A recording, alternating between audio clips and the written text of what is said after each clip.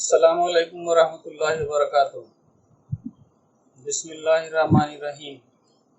रब्बी ज़िदनी इल्मा, रब्बी ज़िदनी इल्मा, रब्बी ज़िदनी इल्मा। जो chapter already हमारा शुरू है इलेक्ट्रोस्टैटिक्स, उसमें हम अगले पॉइंट्स जो है तो इस लेक्चर में आज देखेंगे। और आपको चाहिए कि जितने भी नोट्स जो है तो आपको दिए जा रहे हैं वो सब आप डाउनलोड करके उसको अपने नोटबुक में लिखें।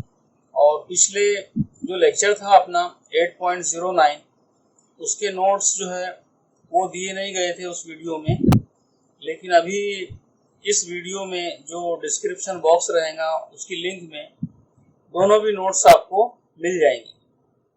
तो ठीक है, अपन अगला टॉपिक देखते हैं आज। इलेक्ट्रोस्टैटिक्स। इस चैप्टर के अंदर आज जो है तो हमें देखना है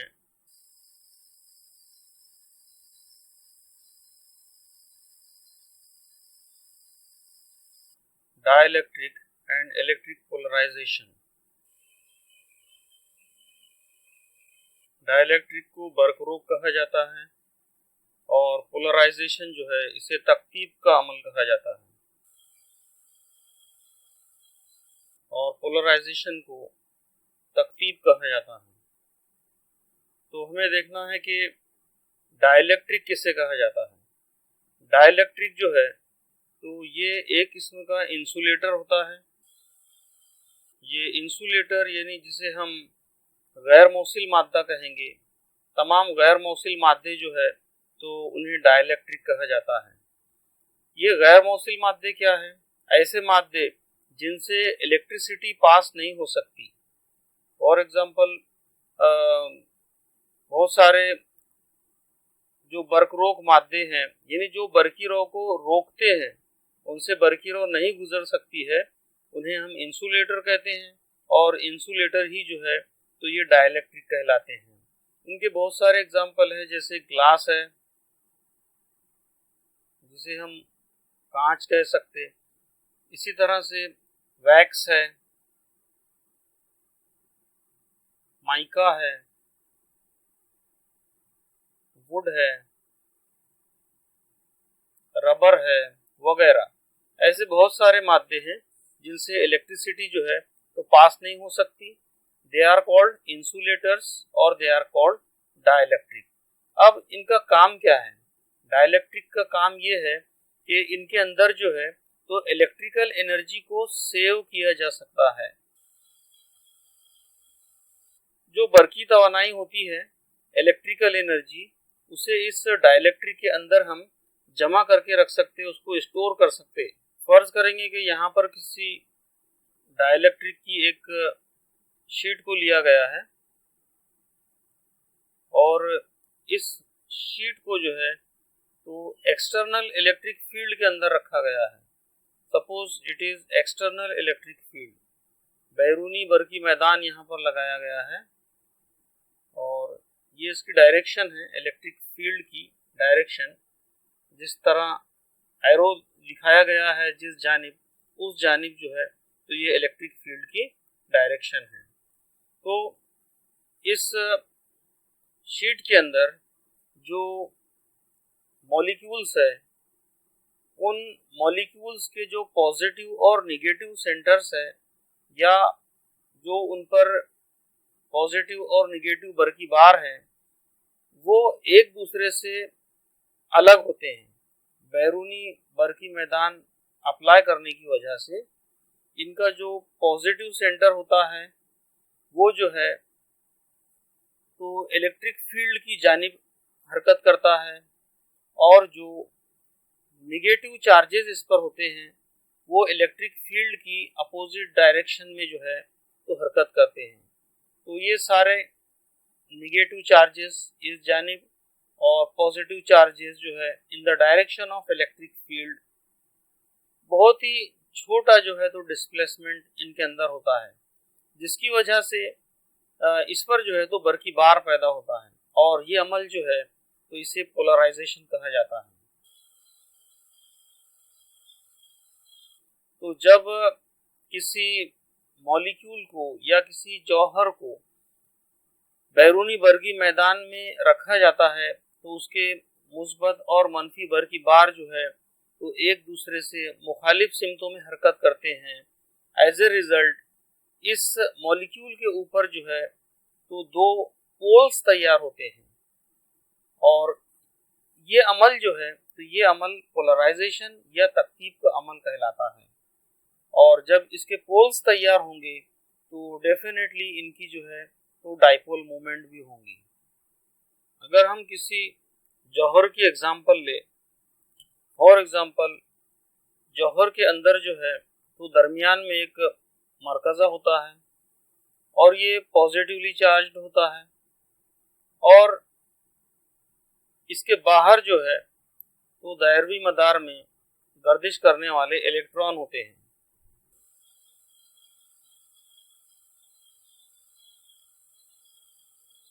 तो फर्ज करेंगे कि ये अतराफ में गर्दिश करने वाले इलेक्ट्रॉन हैं, तो इन तमाम इलेक्ट्रॉन का, ये जितने भी इलेक्ट्रॉन इसके अतराफ में गर्दिश करेंगे, इन तमाम इलेक्ट्रॉन का जो है तो एक निगेटिव चार्ज क्लाउड तैयार होगा, निगेटिव क्लाउड।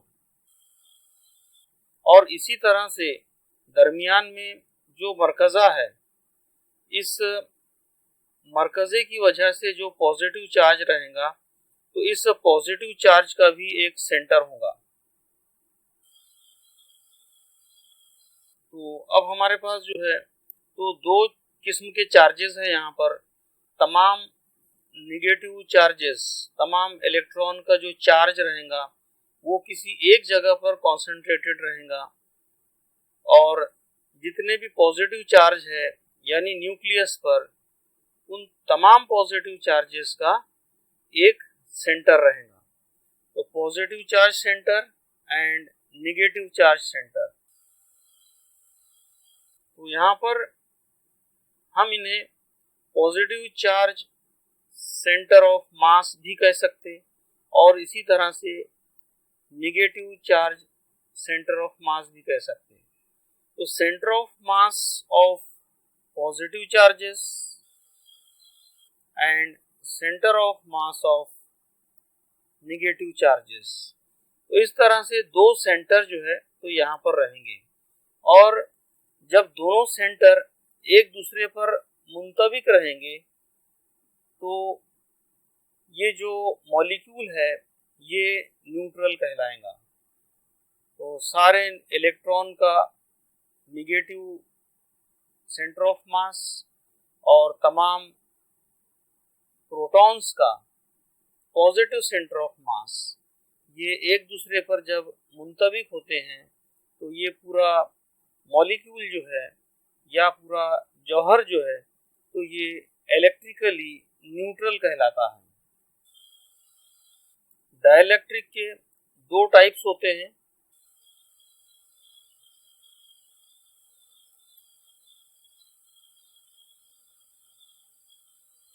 पोलर डाइलेक्ट्रिक, जिसे हम कुतबी बर्क रोक कह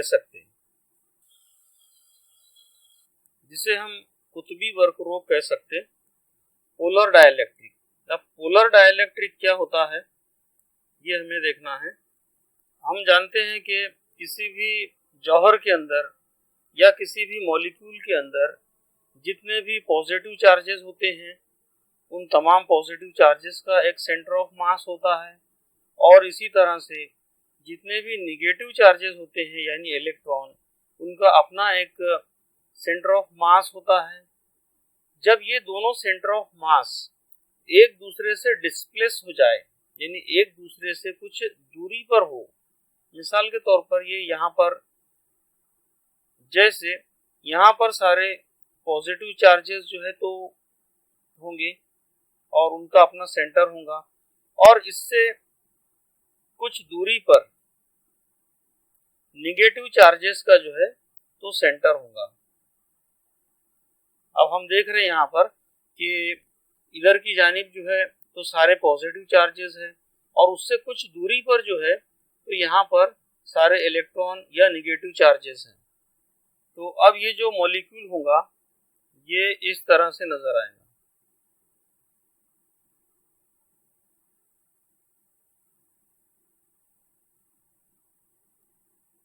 तमाम पॉजिटिव चार्जेस का सेंटर इस जानिब है और तमाम निगेटिव चार्जेस का सेंटर जो है तो इस जानिब है, और इनके दरमियान कुछ फासला है। कुछ फासले से जो है तो ये डिस्प्लेस हो गए।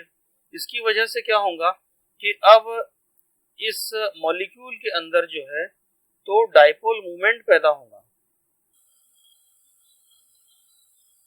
जिसे हम दो कुतबी म्यारे असर कहेंगे। जब दो कुतबी म्यारे असर इस मॉलिक्यूल के अंदर आएगा तो इसके अंदर जो है तो अब इलेक्ट्रिकल प्रॉपर्टी जो है तो वो हमको हासिल होंगी। तो अब हम कुतबी बर्क रोग को कैसे डिफाइन कर सकते? पोलर डाइलेक्ट्रिक किसे कहेंगे? ये जो है तो जब किसी सालमे के अंदर, जब किसी मॉलिक्यूल के अंदर पॉजिटिव चार्जेस का सेंटर और निगेटिव चार्जेस का सेंटर ये एक दूसरे से जुदा हो, एक दूसरे पर मुंतबिक ना हो, तो उस मॉलिक्यूल का जो है तो डाइपोल मोमेंट हासिल होता है। और इस किस्म का मॉलिक्यूल जो है वो पोलर मॉलिक्यूल कहलाता है। और ये मादा जो है तो ये डाइलेक्ट्रिक, और ये मादा जो है तो ये पोलर डाइलेक्ट्रिक कहलाता है। पोलर डाइलेक्ट्रिक के अंदर जो पोल्स हासिल होते हैं, पॉजिटिव और निगेटिव, ये जो पोल्स इसके अंदर हासिल होते हैं वो इसलिए कि ये जो मॉलिक्यूल होता है ये असिमेट्रिक होता है। पॉजिटिव और निगेटिव चार्जेस के सेंटर्स एक दूसरे पर मुंतबिक नहीं होने की वजह से इसके अंदर जो है तो सिमेट्री बाकी नहीं रहती है, और इसी वजह से इसके अंदर जो है तो हमें डाइपोल मोमेंट हासिल होती है। और इसके एग्जांपल्स जो है तो बहुत सारे एग्जांपल्स है इसके। फॉर एग्जांपल HCl, H2O, इसी तरह से NH3 वगैरह, ऐसे कई एग्जांपल्स जो है तो इस पोलर डाइलेक्ट्रिक के हम देख सकते हैं। अब यहाँ पर जो HCl है, इस HCl मॉलिक्यूल को हम एक छोटे से डायग्राम के जरिए देख सकते हैं कि उनके सेंटर ऑफ मास जो है वो कैसे एक दूसरे से अलग अलग होते हैं। अब यहाँ पर जो डायग्राम्स आपको नजर आ रही है, ये पहली डायग्राम HCl मॉलिक्यूल की है, जिसमें इनके हाइड्रोजन का पॉजिटिव चार्ज सेंटर और क्लोरीन का निगेटिवली चार्ज सेंटर दोनों एक दूसरे से कुछ फासले पर है, तो इसलिए ये पोलर मॉलिक्यूल कहलाएगा और इसका कुछ ना कुछ डाइपोल मोमेंट होगा।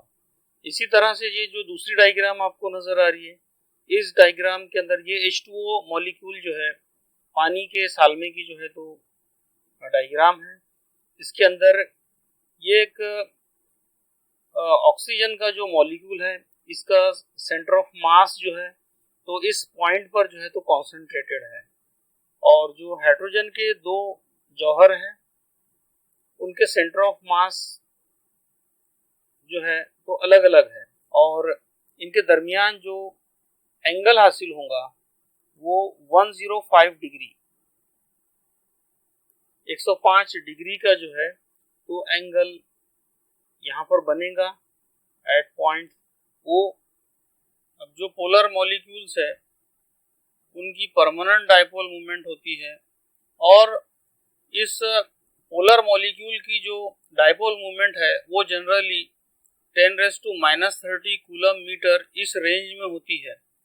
और पर्टिकुलरली जो वाटर मॉलिक्यूल है उसकी डाइपोल मूवमेंट सबसे ज़्यादा होती है, यानी 6.1 10⁻³ कूलम मीटर। तो it is the dipole movement of water molecule, और ये तमाम पोलर मॉलिक्यूल्स में सबसे ज़्यादा होती है। उसके बाद डाइलेक्ट्रिक की दूसरी किस्म है हमारे पास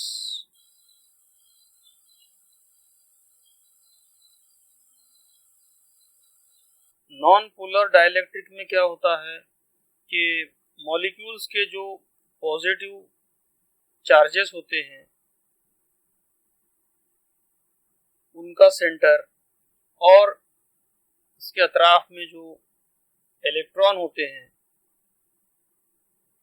इन इलेक्ट्रॉन का निगेटिव चार्ज सेंटर, ये दोनों के जो सेंटर ऑफ मास होते हैं या सेंटर ऑफ द चार्जेस होते हैं, दे कोइंसाइड ऑन ईच अदर। अब दोनों चार्ज सेंटर एक दूसरे पर पूरी तरह से मुंतबिक हो जाते हैं और मुंतबिक होने की वजह से इसका जो डाइपोल मोमेंट होता है, इसका डाइपोल मोमेंट ये 0 होता है, क्योंकि इस पर जो है तो इस मॉलिक्यूल पर कोई चार्जेस, इस मॉलिक्यूल पर कोई भी चार्जेस जो है तो डेवलप नहीं हो पाते। पॉजिटिव और नेगेटिव चार्ज के सेंटर्स एक दूसरे पर मुंतबिक होते हैं, इसलिए इस मॉलिक्यूल को जो है तो नॉन पोलर मॉलिक्यूल कहा जाता है। इट हैज नो पोलैरिटी, इसके कुतुब तैयार नहीं होते हैं, दोनों कुतुब एक दूसरे पर मुंतबिक होते हैं, इसलिए ये नॉन पोलर डाइलेक्ट्रिक या ऐसा वक्र जिसके कोई पोल्स ना हो, इस किस्म का ये तैयार होता है। इसके भी कई एग्जांपल्स हैं जो आप देख सकते हैं। फॉर एग्जांपल H2, N2 और इसी तरह से कार्बन डाइऑक्साइड, O2 वगैरह, ऐसे बहुत सारे इसके एग्जांपल्स हैं। जैसे H2 की जो डायग्राम होंगी वो इस तरह से होंगी। तो यहाँ पर हाइड्रोजन के दोनों जौहरों को हमने सर्कल के जरिए दिखाए और यहाँ पर इनके ये जो दोनों सेंटर्स आपको नजर आ रहे, ये एक्चुअल में एक दूसरे पर मुंतबिक होंगे। इसी तरह से जो है तो CO2 जो है, इस CO2 की अगर हम डायग्राम बनाते हैं तो यहाँ पर एक कार्बन का जौहर होगा,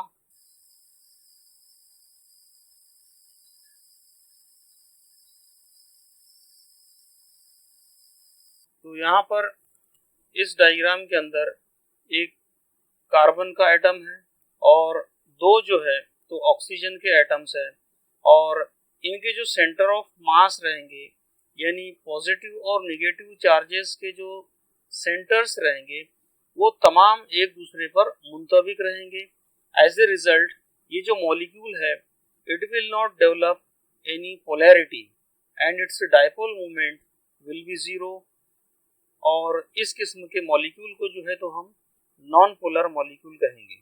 आगे हम देखेंगे कि how to polarize a non polar dielectric.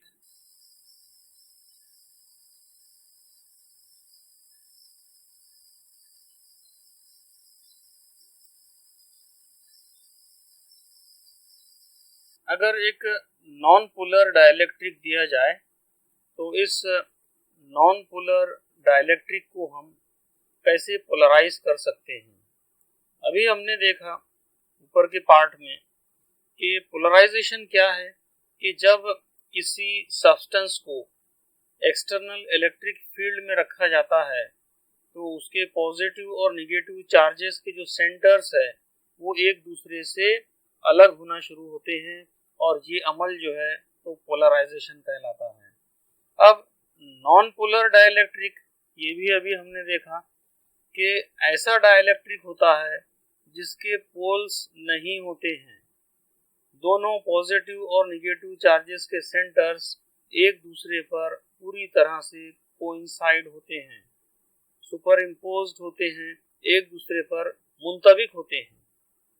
तो अब अगर इस किस्म का हम कोई डाइलेक्ट्रिक ले, जैसे यहाँ पर एक डायग्राम के जरिए हम उसको समझने की कोशिश करेंगे। फर्ज करेंगे कि ये एक नॉन पोलर सब्सटेंस का कोई शीट है।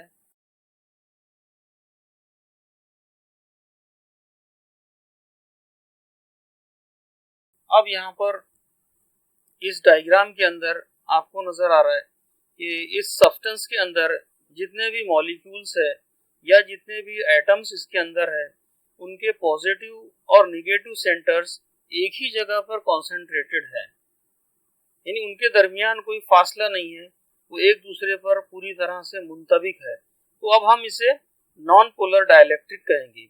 और इस डायग्राम के अंदर यानी इस सब्सटेंस के ऊपर हमने किसी भी किस्म का बैरूनी बरकी मैदान नहीं लगाया है, यानी external electric field is equal to 0। तो इस कंडीशन में there will be no net dipole movement. अब इस सब्सटेंस का कोई डाइपोल मूवमेंट भी नहीं होगा, और क्योंकि इस पर कोई बैरूनी बरकी मैदान नहीं लगाया गया है। अब अगर हम इस सब्सटेंस पर बैरूनी बरकी मैदान लगाएं तो क्या होगा? अब यहाँ पर इस डायग्राम में आप देख सकते कि इस डायग्राम के अंदर जो है, तो जब हम एक्सटर्नल इलेक्ट्रिक फील्ड अप्लाई करेंगे, means external electric field is not equal to 0। अब यहाँ पर कुछ ना कुछ फील्ड जो है तो इस डायरेक्शन में लगाया गया है, बैरूनी बरकी मैदान। तो क्या होगा कि इसके जो यहाँ पर जो पॉजिटिव चार्ज के जो सेंटर्स है वो इलेक्ट्रिक फील्ड की डायरेक्शन में मूव करेंगे इस जानिब, और जो निगेटिव चार्ज के जो सेंटर है वो इलेक्ट्रिक फील्ड की अपोजिट डायरेक्शन में मूव करेंगे। तो यहाँ पर आपको नजर आ रहा है कि ये सारे जो निगेटिव चार्जेस के सेंटर है वो इस जानिब मूव करेंगे, और जितने भी पॉजिटिव सेंटर्स है वो इस जानिब मूव करेंगे। तो क्या होगा कि ये जो मॉलिक्यूल होगा ये सिमेट्रिक से असिमेट्रिक हो जाएगा। आपको इसकी जो शक्ल है वो थोड़ी लंबी नजर आ रही है, डम्बेल शेप इसको यहाँ पर नजर आ रही है आपको। तो इसमें डाइपोल मूवमेंट अब हासिल हो गया। डाइपोल मूवमेंट क्यों हासिल हुआ इसमें? क्योंकि एक्सटर्नल इलेक्ट्रिक फील्ड इस पर लगाया गया, और उस फील्ड की जो फोर्स है वो पॉजिटिव चार्जेस को अपनी सिंक में लेकर जाएंगी, और as a result negative charges जो है तो डेफिनेटली उसकी अपोजिट डायरेक्शन में मूव होगा। तो इस मॉलिक्यूल के अंदर जो है तो इलोंगेशन पैदा होगा, यानी वो लंबा होने का जो अमल है वो इस मॉलिक्यूल के अंदर होगा, और इस पर चार्जेस डेवलप होंगे, और इसलिए हम कह सकते हैं कि इसका कुछ ना कुछ डाइपोल मूवमेंट होगा। और यहाँ पर जबकि हमने इलेक्ट्रिक फील्ड अप्लाई नहीं किया था, नॉर्मल कंडीशन में जब ये था नॉन पोलर सब्सटेंस, तो इसका कोई डाइपोल मूवमेंट नहीं था, 0 था, because the net charge was 0। लेकिन यहाँ पर नेट चार्ज डेवलप हुआ, चार्जेस डिस्प्लेस हुए, और उसका दो कुतबी म्यारे असर यानी इलेक्ट्रिक डाइपोल मूवमेंट यहाँ पर हमें हासिल हुआ। तो हम क्या रिजल्ट फिर यहाँ पर निकाल सकते, क्या कंक्लूजन हम यहाँ पर निकाल सकते, वो ये है कि अगर non polar dielectric normal condition में लिया जाए तो इस पर कोई चार्जेस नहीं होते हैं, और ये इसका डाइपोल मोमेंट 0 होता है। लेकिन जब बाहर से बैरूनी बरकी मैदान लगाया जाता है तो उसकी वजह से उस पर जो है तो डाइपोल मोमेंट उसका हमें हासिल होता है, और ये पोलर सब्सटेंस में कन्वर्ट हो जाता है। तो इस तरह से हम इस नॉन पोलर सब्सटेंस को, जिसकी के कोई पोलैरिटी नहीं है, उसको हम पोलर सब्सटेंस में कन्वर्ट कर सकते हैं just by applying external electric field. अब अगर कोई पोलर डाइलेक्ट्रिक लिया जाए तो इस पोलर डाइलेक्ट्रिक में जो मॉलिक्यूल्स होते हैं, इन मॉलिक्यूल्स की डाइपोल मूवमेंट होती है। तो जैसा कि इस डायग्राम में आपको नजर आ रहा है, इस डायग्राम के अंदर जो है तो ये पोलर डाइलेक्ट्रिक है, उसका कोई एक शीट या कोई स्लैब हमने कंसीडर किया। इसके अंदर जो मॉलिक्यूल्स आपको नजर आ रहे हैं, ये सभी मॉलिक्यूल्स ओवल शेप में आपको नजर आ रहे हैं, यानी बैजवी शक्ल में है, यानी उनके अंदर इलोंगेशन तो है। हर एक मॉलिक्यूल का अपना एक पर्सनल डाइपोल मोमेंट जरूर है, लेकिन आपको नजर आ रहा है कि दे आर रैंडमली ओरिएंटेड। ये सभी जो मॉलिक्यूल्स है, ये इनकी कोई एक तरतीब नहीं है। किसी का पॉजिटिव चार्ज ऊपर की जानिब, किसी का नेगेटिव चार्ज नीचे की जानिब, किसी का दाईं जानिब, किसी का बाईं जानिब। तो ये पूरे सब्सटेंस के अंदर जो है तो इनकी कोई एक मखसूस तरतीब नहीं होगी, जिसकी वजह से ये एक दूसरे के जो इलेक्ट्रिक फील्ड है या एक दूसरे का जो डाइपोल मूवमेंट है उसको वो कैंसिल कर देंगे। तो ये बिल्कुल आप इस पर से जो है तो समझ सकते हैं कि अगर हम चाहे इंडिविजुअली कितना भी वर्क करते रहे तो उसका कुछ जो है तो ज़्यादा वो वर्कआउट या उसका इफेक्टिव रिजल्ट जो है तो आपको नज़र नहीं आएगा। लेकिन अगर सब मिलकर एक ही काम को अंजाम अगर दे हम, तो उसका drastic change is expected in that case. तो यहाँ पर जो है तो यही केस हमारा है कि किसी की सिम्थ किधर, किसी की सिम्थ किधर, as a result there is no output at all. तो यहाँ पर एक्सटर्नल इलेक्ट्रिक फील्ड नहीं लगाया गया है। This polar dielectric is in original form, जो कि आप इस डायग्राम में देख रहे हैं। लेकिन what will happen if the external electric field is applied?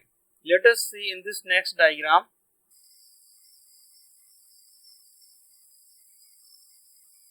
अब देखिए आप यहाँ पर इस डायग्राम के अंदर आपको नजर आ रहा है कि ये जितने भी मॉलिक्यूल्स रैंडम थे, मुख्तलिफ सिमतों में थे, बैरूनी बरकी मैदान लगाने की वजह से ये तमाम जो है तो बिल्कुल सिस्टेमेटिक अलाइन हो गए।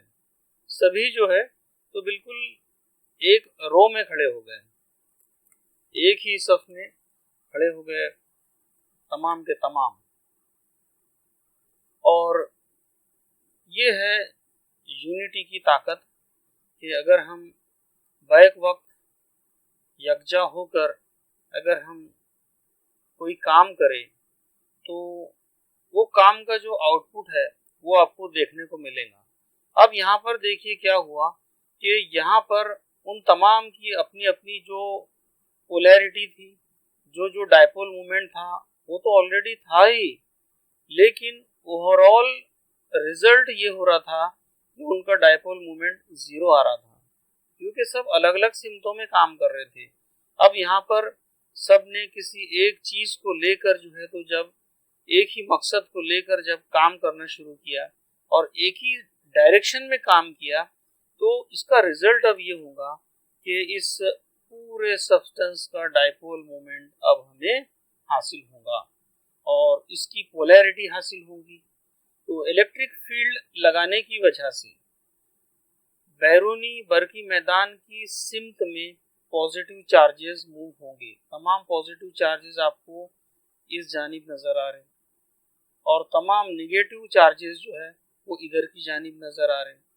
तो निगेटिव चार्जेस जो है वो इलेक्ट्रिक फील्ड की अपोजिट डायरेक्शन में मूव करेंगे इस जानिब, और तमाम पॉजिटिव चार्जेस इलेक्ट्रिक फील्ड की सिमत में ही हरकत करेंगे। ऐसा क्यों होता है? क्योंकि जब इलेक्ट्रिक फील्ड अप्लाई किया जाता है, इस जगह पर जब हम इलेक्ट्रिक फील्ड अप्लाई करेंगे तो हो सकता है इस जानिब हम जो है तो पॉजिटिव प्लेट अप्लाई करेंगे और दूसरी जानिब जो है तो हम निगेटिव प्लेट रखेंगे, मींस लो पोटेंशियल। और इलेक्ट्रिक फील्ड की सिमत जो डायरेक्शन होती है वो पॉजिटिव से निगेटिव की जानिब होती है। इन अदर वर्ड्स, ये जितने भी पॉजिटिव चार्जेस रहेंगे they will move towards negative plate and all the negative charge cloud will move towards positive plate। इस वजह से ये सभी जो है तो अलाइन होंगे and they will have the net dipole moment. तो इस तरह से अगर हम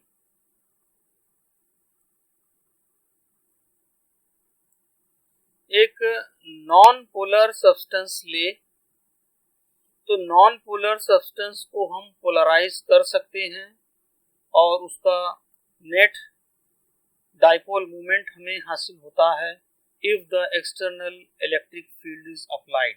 इसी तरह से अगर हम पोलर डाइलेक्ट्रिक को ले तो आम हालत में उसका कुल डाइपोल मोमेंट कुल दो कुतबी म्यारे असर नहीं होता है, लेकिन जब हम बैरूनी बरकी मैदान अप्लाई करते हैं तो उसकी वजह से ये तमाम अरेंज हो जाते हैं, they align themselves according to the external electric field and as a result we get the net dipole moment of this substance. Polar dielectric जो है इसकी डाइपोल मोमेंट में कमी हो सकती है अगर इसको टेम्परेचर दिया जाए। अगर इस सब्सटेंस को टेम्परेचर दिया जाए तो इसकी वजह से जितने भी इसके मॉलिक्यूल्स होंगे उनकी काइनेटिक एनर्जी जो है वो बढ़ेंगी और थर्मल एजिटेशन की वजह से due to thermal energy they will vibrate और उनकी जो डाइपोल मूवमेंट होंगी उसमें कमी वाक़ होंगी। यहाँ पर जो पोलराइजेशन है उसको हम और भी एक तरीके से डिफाइन कर सकते हैं। पोलराइजेशन जो है it is the dipole moment per unit volume. ये जो हमारा सब्सटेंस है पोलर सब्सटेंस है, अगर हम इसका एक यूनिट वॉल्यूम कंसीडर करें, यूनिट वॉल्यूम का मीनिंग होता है कि 1/1/1, यानी ऐसा जो एक क्यूब है, एक क्यूब अगर हम इसमें कंसीडर करें तो उस क्यूब के अंदर जितनी डाइपोल मोमेंट होंगी उसे हम पोलराइजेशन कह सकते हैं।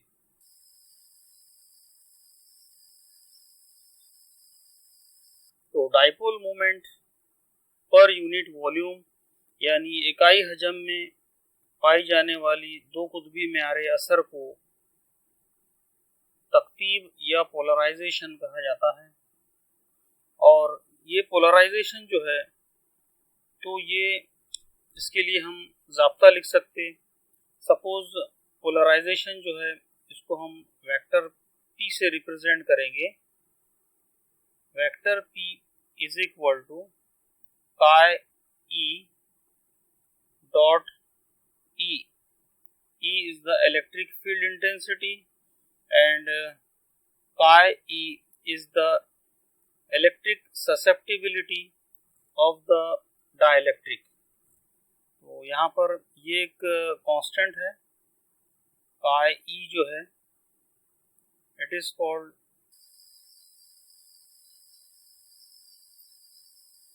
Electric susceptibility. और ये जो इक्वेशन हमने पोलराइजेशन के लिए लिखा है ये इक्वेशन लीनियर आइसोट्रोपिक मीडियम के लिए है।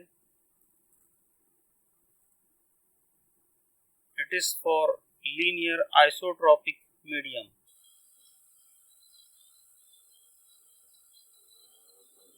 अब यहाँ पर लीनियर आइसोट्रोपिक डाइलेक्ट्रिक इसे कहा जाता है।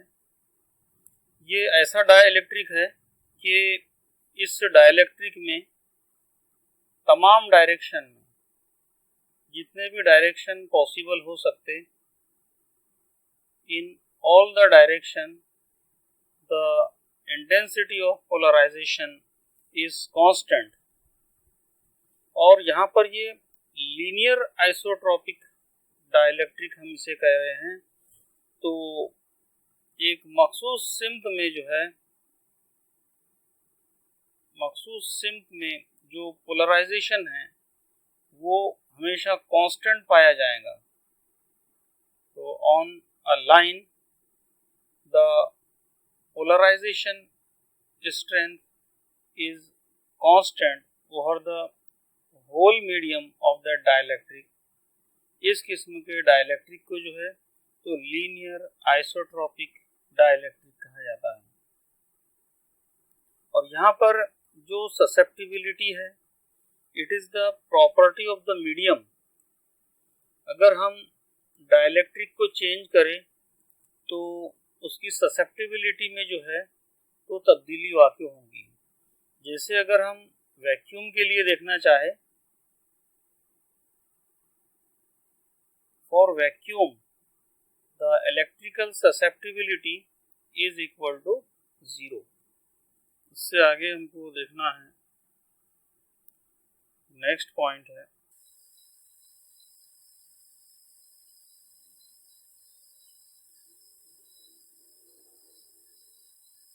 तो अब हमें देखना है reduction of electric field due to polarisation.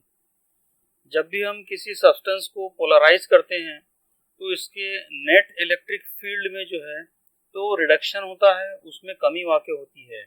ये कैसे होता है ये हमें देखना है। फर्ज करेंगे हम कि एक पोलर सब्सटेंस की जो है तो एक स्लैब हमने कंसीडर किया। ये एक रेक्टेंगुलर स्लैब है और इसके अतराफ में जो है तो 2 प्लेट्स अप्लाई किए ताकि एक्सटर्नल इलेक्ट्रिक फील्ड हम यहाँ पर अप्लाई कर सकें। ये एक पॉजिटिव प्लेट है और एक नेगेटिव प्लेट है।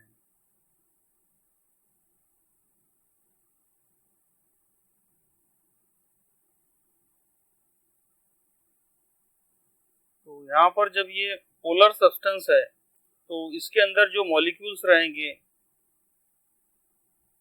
उनकी कुछ ना कुछ डाइपोल मोमेंट रहेंगी और उनके जो पॉजिटिव नेगेटिव सेंटर्स है वो एक दूसरे से सेपरेट रहेंगे। असिमेट्रिकल की जो है तो ये सिचुएशन रहेंगी और एक्सटर्नल फील्ड लगाने की वजह से जो है तो ये सब एक ही डायरेक्शन में अरेंज होंगे।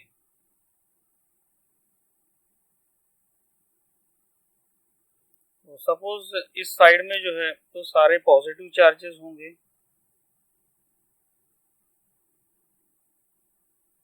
और दूसरी साइड में सारे नेगेटिव चार्जेस होंगे।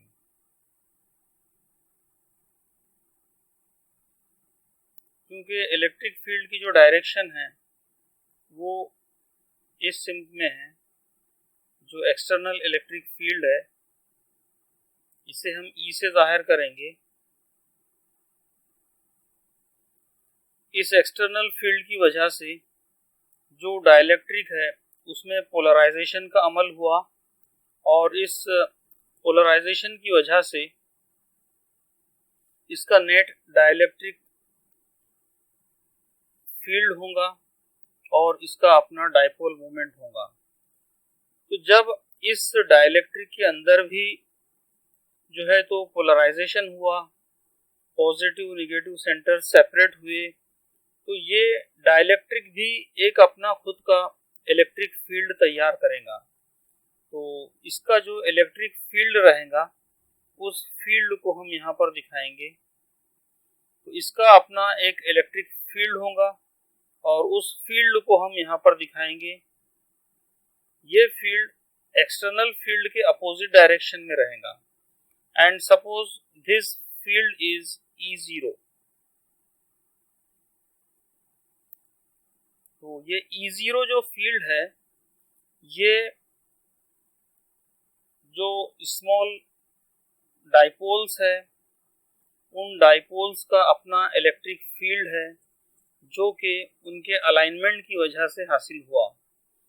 But this internal field is in opposite direction to that of the external electric field. दोनों की डायरेक्शन यहाँ पर अपोजिट होंगी और जो एक्सटर्नल फील्ड होगा उसकी स्ट्रेंथ बहुत ज्यादा होगी एज कंपेयर टू E0। अब यहाँ पर जो फील्ड इस डाइलेक्ट्रिक के अंदर तैयार हुआ, इस फील्ड को हम इंड्यूस्ड फील्ड कहेंगे।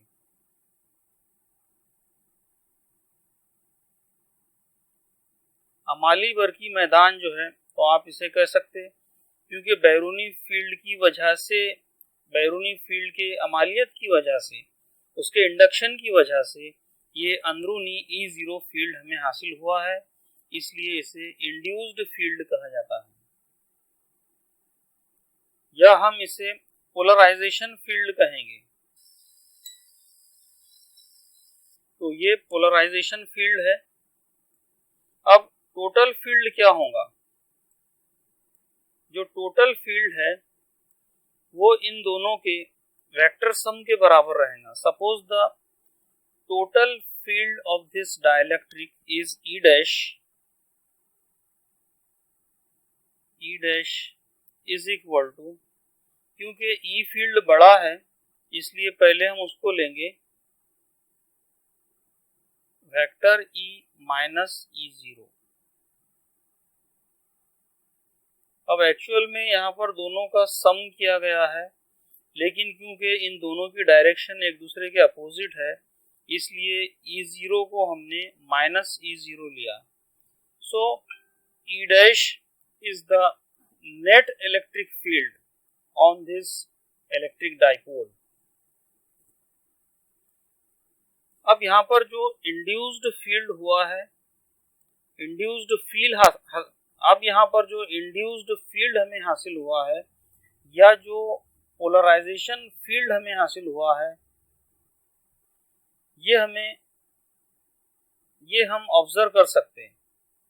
जैसे अगर हम कोई कॉम्ब ले लें, कंघा जिसे कहा जाएगा, और इस कंघे को अगर हम रब करें किसी कपड़े वगैरह पर, और बाद में यहाँ पर अगर पीसेस ऑफ पेपर ले ले, हम छोटे छोटे कागज के टुकड़े जो है तो अगर जमीन पर रखे हुए हो, तो इस कंघे को जब हम रब करेंगे तो इसके ऊपर जो है तो चार्जेस डेवलप होंगे। जो शार्प पॉइंट्स है वहां पर ज्यादा चार्जेस रहेंगे, और जैसे ही, और ये चार्जेस जब रब करने की वजह से इस कंघे की सतह पर आ गए तो इसका मतलब ये हुआ कि ये जो कंघा है अब इसके अतराफ में इलेक्ट्रिक फील्ड पैदा हो गया। अब ये कंघे के अतराफ में इलेक्ट्रिक फील्ड पैदा हुआ। अब इस कंघे को जब हम इन कागज के टुकड़ों के करीब, ये पेपर पीसेस है, इसके करीब जब हम लाएंगे इनको, इसको कंघे को, तो क्या होगा कि ये कागज के टुकड़ों पर इलेक्ट्रिक फील्ड एक्ट होगा। जिस तरह से हमने यहाँ पर दरमियान में इंसुलेटर लिए थे और इस इंसुलेटर के अतराफ जो है तो एक्सटर्नल इलेक्ट्रिक फील्ड अप्लाई किए थे, उसी तरह से अब यहाँ पर जो पेपर पीसेस है वो इंसुलेटर के तौर पर एक्ट करेंगे, और जो कॉम्ब है, जो कंघा है, उसके जरिए हम इलेक्ट्रिक फील्ड अप्लाई कर रहे हैं यहाँ पर। तो इस पेपर पीसेस में जो है तो इलेक्ट्रिक फील्ड का इंडक्शन होगा और उसके अंदर पोलराइजेशन होगा। इसके अंदर जो है तो चार्जेस डेवलप होंगे, और आपको मालूम है कि नेगेटिव और पॉजिटिव चार्जेस जो है तो वो अट्रैक्ट करते हैं। तो इसलिए ये पेपर के जितने पीसेस रहेंगे they will get attracted by this comb, वो उस पर वो चिपक जाएंगे जाकर कंघे पर। तो ये किस वजह से हुआ? ये जो ऑब्जर्वेशन हमने कई बार किए होंगे आपने, ये इस वजह से हुआ कि पेपर के पीसेस में जो है तो पोलराइजेशन फील्ड हमने पैदा किया, यानी इंड्यूस्ड फील्ड हमने पैदा किया, और उस फील्ड की वजह से पेपर के अंदर पोलराइजेशन हुआ और अपोजिट चार्जेस ने एक दूसरे को अट्रैक्ट किया।